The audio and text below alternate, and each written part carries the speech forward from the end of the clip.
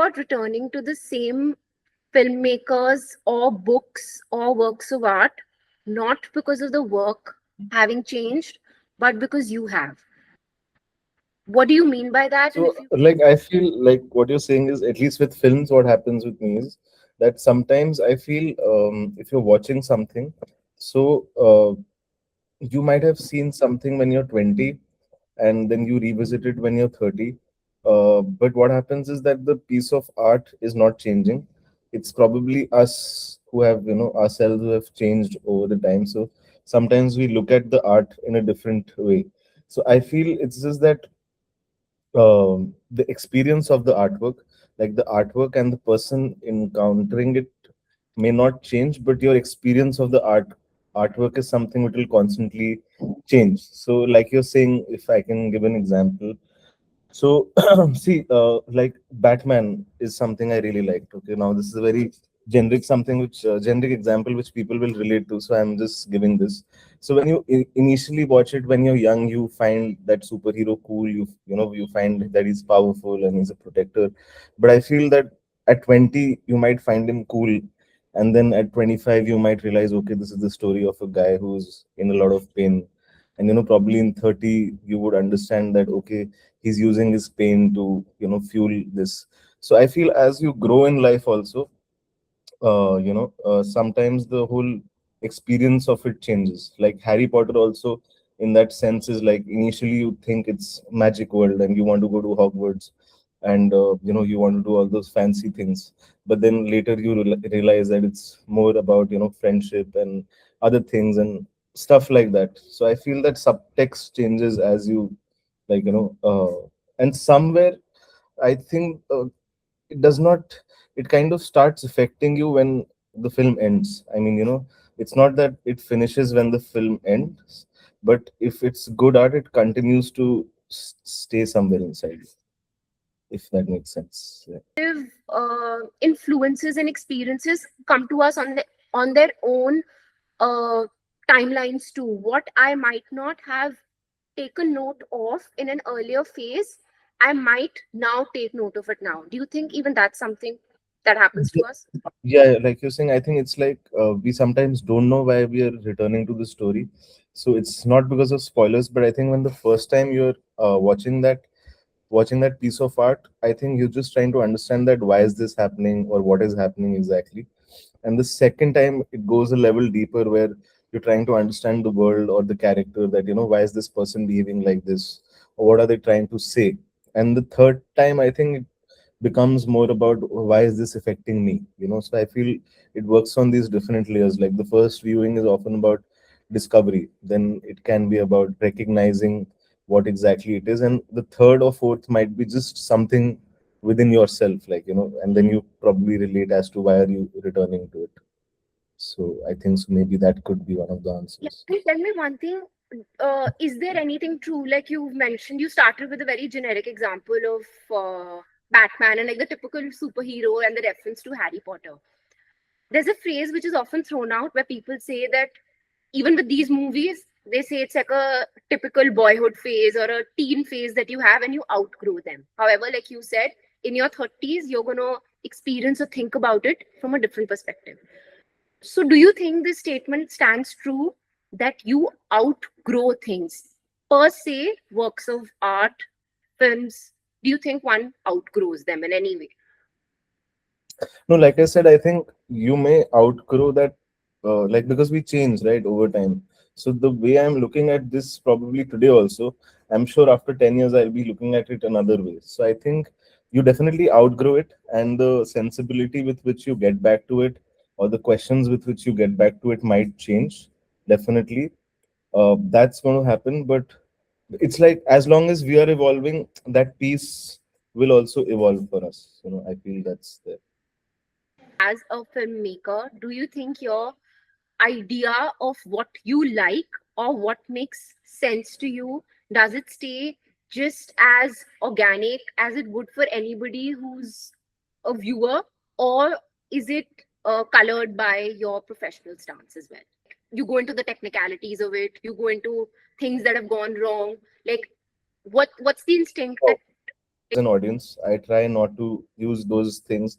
They sometimes do subconsciously, something will come, technical, but I think the best is to first watch it as a viewer, watch it objectively without having your judgment or your projection of what the film would be.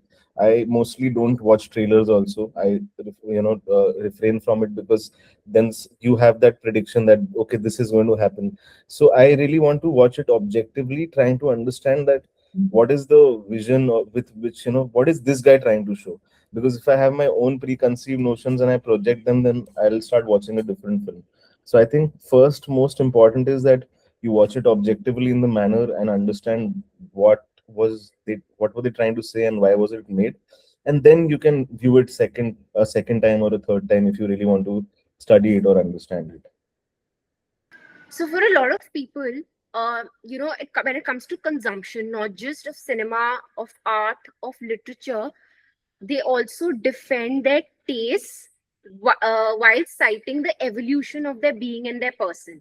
So from your perspective, how has your taste in any of these, like whether it's movies, since that's your niche, or say reading or music, how has that evolved, and how much of it do you critique for your own, like do you critique your own self for your tastes in certain phases of life, or no?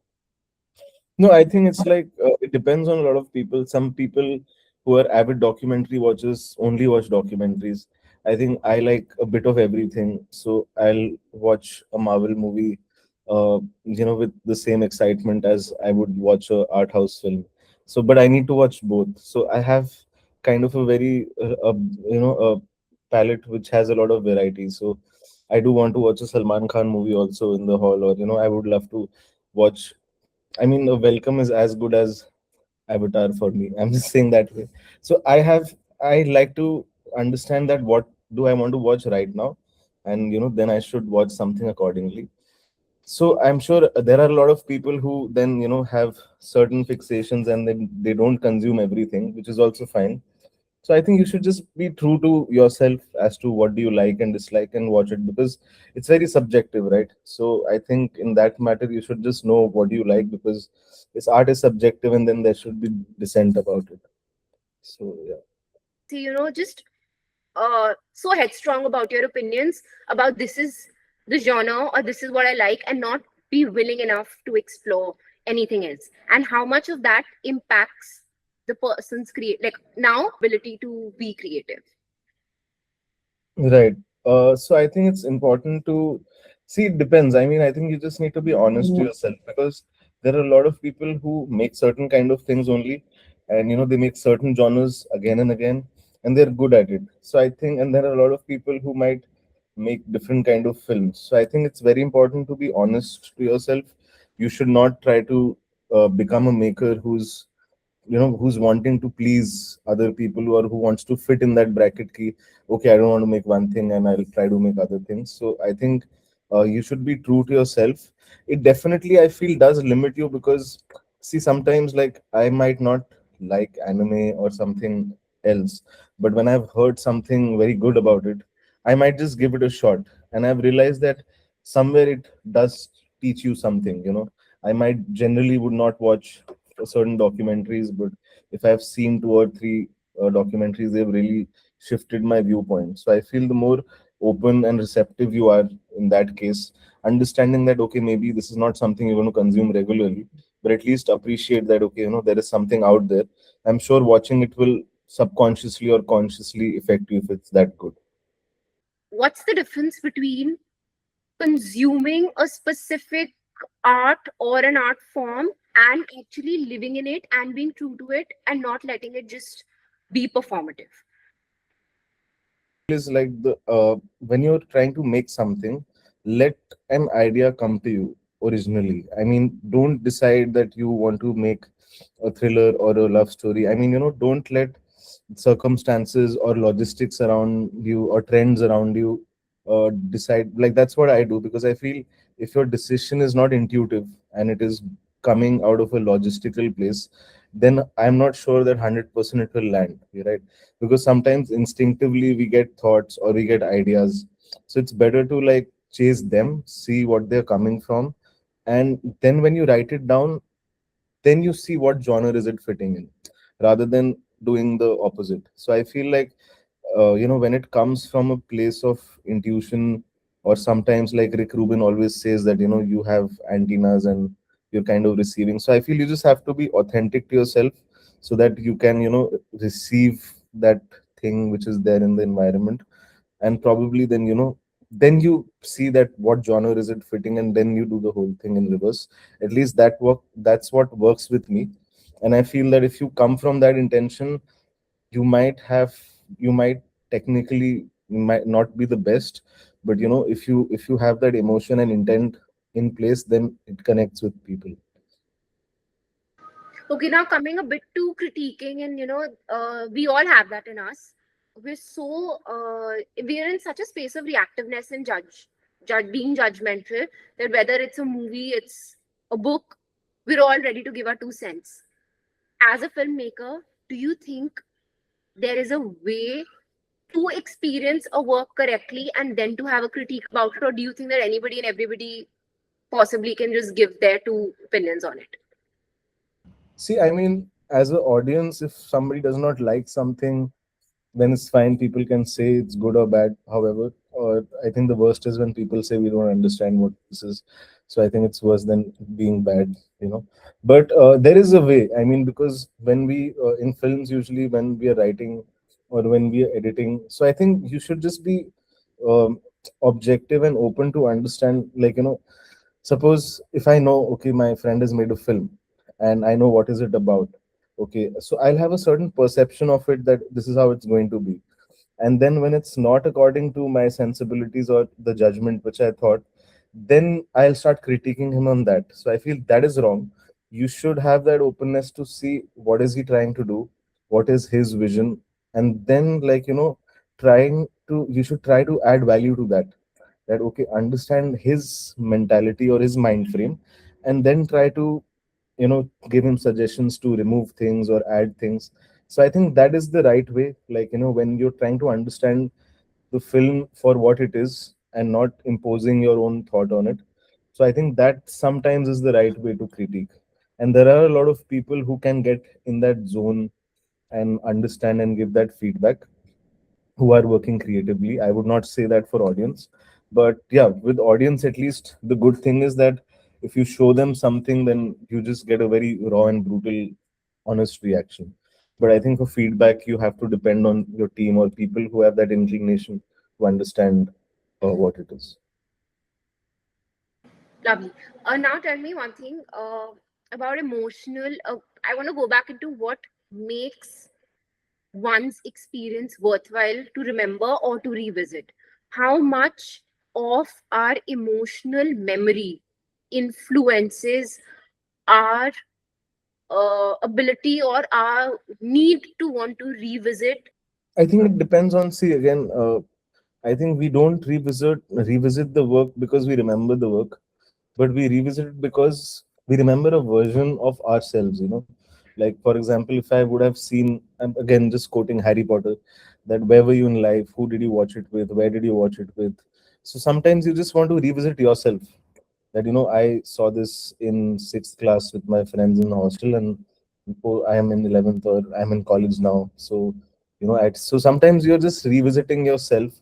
So like you're saying that, it maybe the old emotional memory is trying to meet your present self in that way. And for, like, like, maybe the person who first encountered the work, versus now who you are, and you're trying to encounter it again. So yeah, like you're saying, I think emotional association, definitely. And then there is also a part of your identity when you want to just revisit that, do I still want to be that person, or what did I see in him that I needed it then. And sometimes it's also, like you're saying, it's maybe some unfinished emotional understanding, that, you might not understand it at that time, but there is some, it's like that emotional experience has arrived in you before that intellectual explanation could happen in your mind. So subconsciously you're visiting it again. And I think another reason can just be comfort. Like, you've just had a great memory of watching a film, maybe with your family, or you guys had a very good time. So that can be also one reason to use it. As do you keep something like this in mind and you look at it from an angle where, if not relatability, maybe nostalgia is what would make you connect with the audience? You mean if I put nostalgia in my story? Sometimes if I have that thought. No, not with the conscious choice, not like putting a lot of emotional undercurrents, but while being in that space, like, have you had moments where you've thought of that, if not, like, there's always who am I catering to or who my audience is going to be. So, like, maybe this tenet, if not viewed for what it is, but maybe it connects to people years later for nostalgia. Do you think that's something that is at the back of Okay. your mind? No, I think, see, there was something very interesting. I'd heard Ram Gopal Verma say it, and though he's not the best person or the most famous person for good things, but he's been, if you see his master classes, he's very good. Interview, and he said that if you're writing something or if you're working on something which is supposed to release after 1 year, and if you're constantly trying to match the synergy of the audience who's going to come after 1.5 years, and see, you cannot match it in the sense that you don't know with what psychological thing or a baggage will he come, or so I'm just saying it's impossible to match that. You get it? Like, so I think it's very important that you understand that you are only the audience and you make it for yourself, because you definitely cannot, right? So like you're saying, sometimes things become them, like films themselves or art itself becomes, like you're saying, not that kind of a art which is remembered like that. But I don't think so consciously you can do that.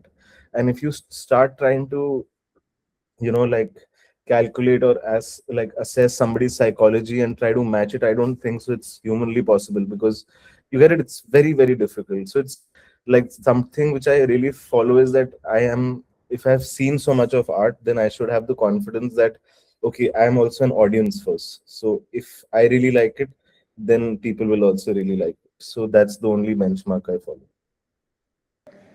Now, a little bit about yourself. What is it that you, like you said, you got into filmmaking? It just happened for you. This wasn't something that you planned for. Uh, whom is it that you make movies for? Is it for your own self? If it is, then what part of you, the child in you, the adult in you, or you don't have an answer to it? Or is it that for it's, we all have, like, is it for a particular person or the idea? Like, what is it that drives you to create? I think so. I'm not so educated and literate, so I had to choose this way of working. Like you get it, like I could not do intelligent things, so that way. Very humble. So I just wanted to play toys when I grow up. So this is my way. Or I think I liked to lie when I was a kid, so I realized I can make a profession out of it by just like making a story, in that way. But jokes apart, I'm just trying to say that um, for me, it's like I think it's it's a subconscious expression. At that time, I don't really know where is it coming from, but after making the film, I understand that okay, this is where it was actually coming from, and it's healed some part in me. But I think more than that, it's about just having interesting concepts or interesting characters, because as times change, you can now m- try to make different things. So I think first is like at least have a unique idea or something unique, uh, a unique character or a unique journey, if not. And I think then with every project, what I've seen is that I have a lot of questions. For example, I had made Pata Lapata on these four children who live in slums, right? And how their future is foreboding. So I think I had my own set of questions about whether this will become okay, or so I think you just go in having those questions in your mind, and eventually then you just find answers to them, right? And then sometimes, like subconsciously, for example, when I went to the slums, I had this feeling that uh, thank god I'm not here. Just I was having that thing of gratitude in me. So I think that feeling of gratitude kind of got really expressed through making that film. And you get it? So I think it's like uh, part of expression, and then having my own questions and answers in life and trying to find answers. So that's something, yeah. Leading and with the question on that is, I want to ask you, for most artists, they say your work of art is a mirror to yourself. You've also mentioned that something you felt, your sense of feeling gratitude in that moment, could have been likely expressed by you making that particular film. Think that sometimes, is does it hold true in fact that not being able to express yourself or not understand yourself emotionally or psychologically, a great expression or the canvas is that for the artist, or any route in fact when it comes to the creative space? Never know at that time when you start building on that idea that where is it coming from. But I'm sure like after 1.5 2 years, or when certain passage of time passes, right, then you're able to see that okay, this was coming out of this place. And so yes, that does happen, but it's not important for it to like for you to decipher it as soon as it happens, because at that time it's just very fresh. So I think at that time it's better that you like work on the idea and don't think about that. But eventually, till the time the work is out, or if you have invested a lot of time writing or editing it, so after the passage of time you do get your answer as to where is it coming from. Great. Next I want to ask you is that how much of being in that space surrounded by a lot of creative people, is it a source of inspiration and motivation, or at times does it even get claustrophobic? Like with a lot of authors and people, artists, they say that we like secluding ourselves. Now specifically in your field, you can't seclude yourself in, like, unless like there are people you're surrounded with, right? Like does it hold like a bunch of people, a team that puts in their efforts, right? So, what's that space for you? Is it a source of motivation and inspiration, or is it also claustrophobia where you feel that, you know what, I now need space of my own? See, it depends. So if you're writing something, it depends actually. It's very subjective. See, a lot of times I write at home. I don't want to be around a lot of creative people. I want to be secluded. Sometimes when you're editing, at least for my work, I would say, what happens is that people who are from the industry or understand the craft too much, they have a very uh, I would say opinionated viewpoint. I mean, because they can't see it as an audience. You get it no more. So there are very few people who can see it in both ways. You get it. So they are always a lot of people are always commenting it about this is not the trend. Why are you making this? And this is not in the template. Who will? So I'm saying they start logistically, then putting questions to that. So I think you have to have that clarity to understand that right now you need to get feedback which is genuine, not this, because the industry follows a particular structure, right? And if you really want to make something which is, I mean, see, all works of art which have been really appreciated, they never followed the trend, right? They were something which were not the usual thing which was happening at that time. So I feel you just need to know ki, the amount of exposure you want to have with the industry on your idea, and then being secluded or being with friends who might not know the business model, but they have that sensibility to let you know that how good is this, or how whether you should pursue this or not. So a lot of times I just ask my close friends who are not related to the industry, because it's more on intuition, right? I mean, the logistics can come, but if I really become technical about everything, then I feel people or audience are more forgiving, and we kind of end up taking things very seriously. So we should have a balance over there. So yeah. Now, tell me one thing. Every artist carries influences, their life, what's happening around them.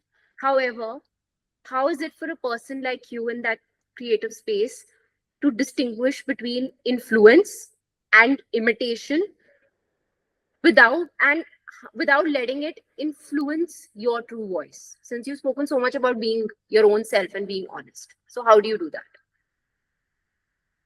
Hmm. I think you have to find your own voice. I mean, see, everybody will carry influences, you're right.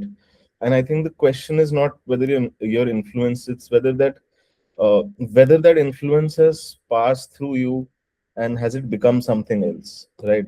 It's like something is like, if you see something nice and you're like, I want to make something like that, then that's imitation, right? You might borrow the tone or the structure or the, but it is like, influence might be that, what is it that, um what is it about this that moves me? And then you ask that question in your own way, right? So I think then you, that influence kind of becomes subconsciousness. So I mean, I'm just saying this for example, if we come back to Batman, just because we have taken that example. So imitation would be like, okay, dead parents, or orphan, or non-linear storytelling, or like a serious background score. But I'm just saying influence would be that, how can you, how can I explore an idea rather than treating something only as a spectacle? And how can somebody take larger than life ideas and ground it in human psychology, and how can you structure the story in a way where it is kind of experiential, and how can you now, like, if you have to dissect it, right? So, or how can you make the external conflict mirror the internal one? So now when you start dissecting these things and you start applying this to your story, then I would not be imitating, right? So if I take this principle of, making that external conflict a mirror of the internal one, then it would not be imitation. So I think it's just that you should be, like you're saying, that you should not be copying the skin. It should be more like you're absorbing the DNA, and then you can externalize on that emotion, and you can see how would you want to put it in your way. What is a bigger compliment, or what is the bigger uh, sense of achievement? Because I'm sure that validation is something that we all seek, and validation and recognition, right? So would you rather want to be validated in the present and get the acclaim and the applaud for your work, or would it mean a whole lot more to be remembered for it years later when people revisit it or they speak about it? Like, what is it? To be very honest, I'll tell you what I see. I'm happy that my films have been awarded, but my validation does not come from there also. And even if a film does well or not, my validation does not come from there also. Somehow it's not. I mean, because I've seen as an assistant also, things have worked out in some films, things have not, right? So you should not be fixated with the result somewhere. I think the validation comes from the point that when you've written the idea, and then when you've made the film, you should be able to be honest to yourself in saying that, okay, I had something mediocre on paper, and now I've really made something which was not on. I've elevated it. Now, whether it's good or bad, that's a different thing. But you should at least have that understanding that, did I make it worse or did I elevate it? And then you should always have your 10, 15 people. Like, I have my 10, 15 people who understand things also. So if they really like it, then I don't need anybody's validation. If somebody's appreciating it, I'll be fine, right? But if they have found problems with it, then I know that, okay, fine, I might have messed up. So apart from this, when it's released and when these 15 people have seen it for me, then I forget about it. So my validation is coming more from the process and through my internal people. I don't want to depend on outside stuff to validate myself. Lovely. So, few quick questions now, more lighter ones.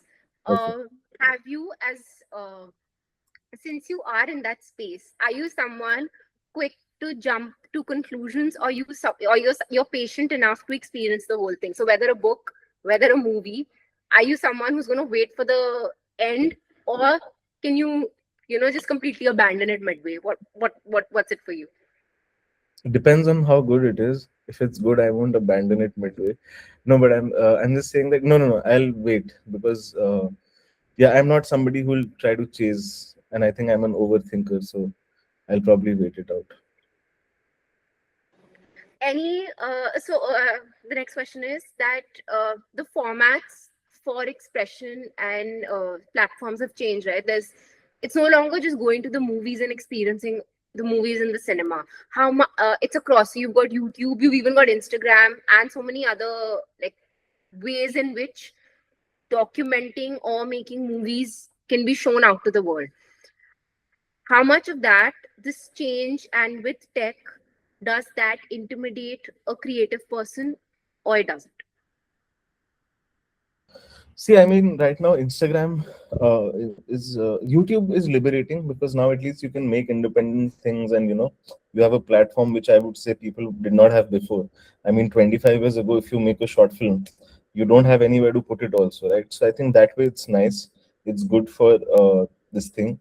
Like you're saying, Instagram and things right now, I would say people are trying to make micro series and stuff like that. So that's a personal view whether people like it or not, or that whole debate between films and this thing. So I think, see, that's something you can't really comment on. It's the society, it's the need of the society. uh, the rules of writing in all of these formats are very different. The rules of making content for all of them are very different. So I feel, if you like, for me, I would like to make shows or films or documentaries. I would not personally want to make a shorter content because it's not my expertise. Maybe somebody who's good at ad filmmaking might make great 90-second films, right? So I don't have a problem with anything, and I just feel that as long as you make your thing, in a good way, people will watch it. See, it's like right now, a good film comes out, people do watch it, right? People are not going out for all films. And same, like if a good show comes out, eventually it does reach the people. So I feel the platform, the medium does not matter, and the format should be decided by the kind of idea you have, and the kind of uh, work it requires, whether it requires more than 3 hours.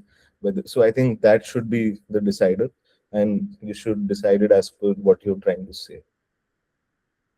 Lovely. So, just the last question now that I have is not a piece of advice. It could be an experience, it could be a question, it could be a doubt that you're going through, but you feel that's something which is which is relatable to a whole lot of people in your space, your this generation or the younger, and your thoughts on it could help another. So what recently I'll just share a thought, which I've been going through, is like the idea of unarticulated healing through art.